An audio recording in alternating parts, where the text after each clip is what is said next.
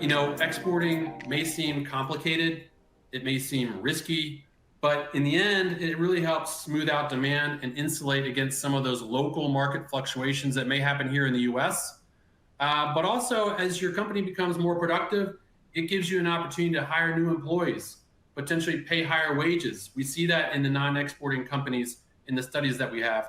And lastly, overall, it helps provide greater stability to the company. Exporters are 8.5% less likely to go out of business than non-exporters. So truly a great risk mitigation strategy for companies as they start to grow. Customers really, they don't want surprises. They want to know what those duties, taxes, and fees are clearly stated up front, because they may have to pay for those at the time of delivery. And that may cause some issues and be some surprises. So step one, we see it in terms of being a strategic exporter, is to just be transparent about those expenses as much as possible. Step two, and this gets into a little bit more being advanced, but really is consider making it seamless for the recipient. We talked about how the terms of sale are going to be set up in your shopping cart, or who you're selling to in terms of who's going to pay those duties and taxes. If it's DDU or delivery duty unpaid, that means that the recipient is going to pay those duties and taxes and fees at the time the package arrives. If you set up the terms of sale as DDP, delivery duty paid, that means that the seller is going to pay those fees up front.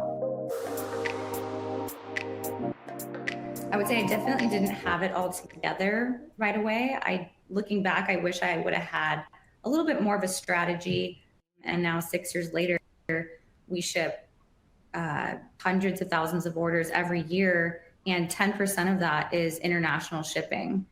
Our top 5 countries right now are Canada, Australia, UK, Germany, and Singapore, Netherlands. Yeah, so a lot of great countries, and it's exciting to see your product being purchased, all over the world.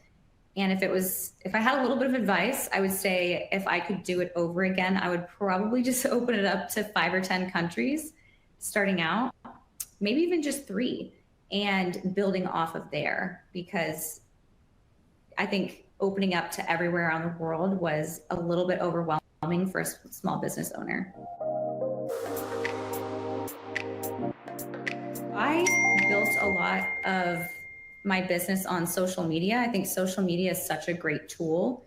You're able to promote your product for essentially free. You have Facebook, Instagram, TikTok, all these different platforms that you're able to market your product. And within that, you can see different countries that follow your brand, that are interested in your product, but may not purchase because you don't offer international shipping. We've done quite a bit of research on e-commerce shipping, and what we do know is that when you provide choice and control in your delivery options for consumers, that's a really key piece of the e-commerce strategy. And we also learned, almost over 41% of shopping carts are abandoned due to the delivery cost being too high. Now, the good news is that companies, brands can do some things, because customers will actually do stuff for free shipping or discounted shipping. They'll take some actions. They may join your loyalty program. They may add more to their shopping cart. And 32% said they would choose a slower shipping option. So that's why we brought forth to the market Worldwide Economy, because it's very economical, e-commerce driven service for low weight, low value shipments. We go to over 210 countries in 5 to 12 days. And it has a much more simplified customs clearance process, but still giving you that door-to-door visibility that we know customers want.